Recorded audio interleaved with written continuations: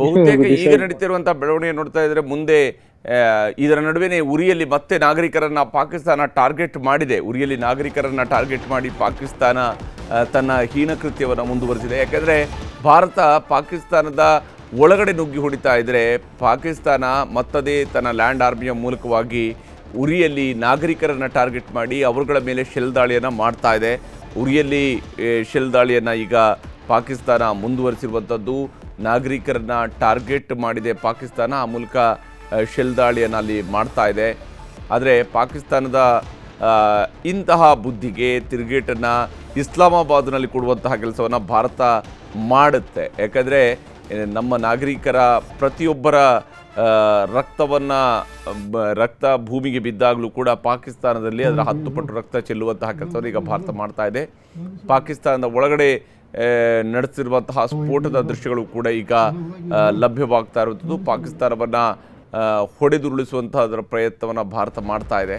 ಮತ್ತೊಂದು ಕಡೆಯಲ್ಲಿ ಉರಿಯಲ್ಲಿ ನಾಗರಿಕರ ಮೇಲೆ ನಡೆಸಿರುವಂತಹ ದಾಳಿ, ಅಲ್ಲಿ ನಾಗರಿಕರನ್ನು ಪಾಕಿಸ್ತಾನ ಟಾರ್ಗೆಟ್ ಮಾಡಿದೆ.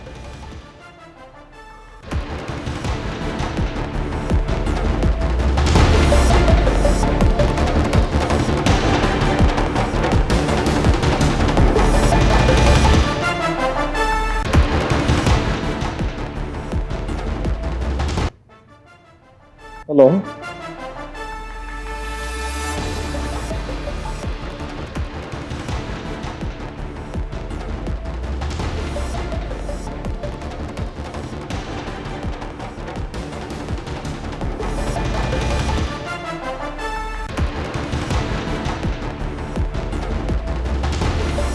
ಭಾರತದ ದಾಳಿಗೆ ಪಾಕಿಸ್ತಾನದ ನಗರಗಳು ಅಕ್ಷರಶಃ ತತ್ತರಿಸಿ ಹೋಗ್ತಾ ಇರುವಂಥದ್ದು. ಪಾಕಿಸ್ತಾನದ ಬೇರೆ ಬೇರೆ ಭಾಗಗಳಲ್ಲಿ ದಾಳಿಯನ್ನು ನಡೆಸಲಾಗ್ತದೆ. ಹಾಗಿದ್ದಲ್ಲಿ ಪಾಕಿಸ್ತಾನ ಭಾರತದ ಗಡಿಯುದ್ದಕ್ಕೂ, ಯಾಕೆಂದರೆ LOC ಉದ್ದಕ್ಕೂ ಕೂಡ ಪಾಕಿಸ್ತಾನ ಕೂಡ ತನ್ನ ಸೇನಾ ನೆಲೆಗಳನ್ನು ಹೊಂದಿದೆ. ಅಲ್ಲಿಂದ ಅದು ದಾಳಿಗಳನ್ನು ನಡೆಸುತ್ತೆ ಭಾರತದ ಕಡೆಗೆ.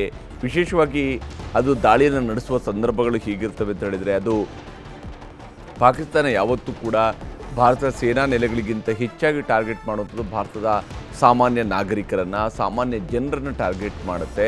ಸಾಮಾನ್ಯ ಜನರ ಮೇಲೆ ದಾಳಿಯನ್ನು ನಡೆಸ್ತಾರೆ, ಅವರ ಜೀವನದಲ್ಲಿ ಆಟ ಆಡುತ್ತೆ ಪಾಕಿಸ್ತಾನ.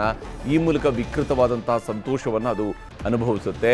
ಇದರ ಪರಿಣಾಮವಾಗಿ ಅದು ತನ್ನ ನಾಗರಿಕರನ್ನು ಕೂಡ ಕಳ್ಕೊಳ್ಳುತ್ತೆ ಅಂತೇಳಿ ಪಾಕಿಸ್ತಾನ ತನ್ನ ನಾಗರಿಕರನ್ನು ಕೂಡ ಇದಕ್ಕಾಗಿ ಕಳ್ಕೊಳ್ಳುತ್ತೆ. ಯಾಕೆಂದರೆ ಭಾರತ ರಿಟಾಲಿಯೇಟ್ ಮಾಡುವಂಥ ಸಂದರ್ಭದಲ್ಲಿ ಪಾಕಿಸ್ತಾನದ ಬೇರೆ ಬೇರೆ ಪ್ರದೇಶಗಳಿಗೂ ಕೂಡ ಟಾರ್ಗೆಟ್ ಮಾಡಬೇಕಾಗತ್ತೆ. ಒಂದು ಗಡಿಯಲ್ಲಿ ಇವತ್ತು ಕೂಡ ಬಹುತೇಕ ಎರಡೂ ಕಡೆಯಿಂದ ದೊಡ್ಡ ಪ್ರಮಾಣದಲ್ಲಿ ಗುಂಡಿನ ಚಕಮಕಿಗಳು ಮುಂದುವರೆದಿದ್ದಾವೆ. ಯಾಕಂದರೆ ಒಂದೊಂದು ಸೆಕ್ಟರ್ನಲ್ಲಿ ಪಾಕಿಸ್ತಾನ ದಾಳಿಯನ್ನು ಆರಂಭಿಸಿದಾಗಲೂ ಕೂಡ ಭಾರತ ಅದಕ್ಕೆ ಪ್ರತಿದಾಳಿಯನ್ನು ಮಾಡ್ತಾನೇ ಇದೆ. ಬಹಳ ತೀವ್ರ ಸ್ವರೂಪದಲ್ಲಿ ಉತ್ತರವನ್ನು ಭಾರತ ಈ ಬಾರಿ ಕೊಡ್ತಾ ಹೋಗ್ತಿದೆ. ಒಂದೊಂದು ಊರಿನಲ್ಲೂ ಕೂಡ ಬಹಳ ತೀವ್ರ ಸ್ವರೂಪದ ಉತ್ತರವನ್ನು ಕೊಡ್ತಾ ಇದೆ. ಕ್ಷಣ ಕ್ಷಣಕ್ಕೂ ಕೂಡ ಯುದ್ಧದತ್ತ ಪರಿಸ್ಥಿತಿ ಸಾಗ್ತಾ ಇದೆ. ಪ್ರತಿ ಕ್ಷಣವೂ ಕೂಡ ಯುದ್ಧದ ಕಡೆಗೆ ಕಾಲಿಡ್ತಾ ಇದೆ. ಭಾರತದ ಪ್ರತಿಕ್ರಿಯೆಯ ನಡುವೆ ಸೌದಿ ಸಚಿವ ಪಾಕಿಸ್ತಾನಕ್ಕೆ ತಲುಪಿರುವಂಥದ್ದು.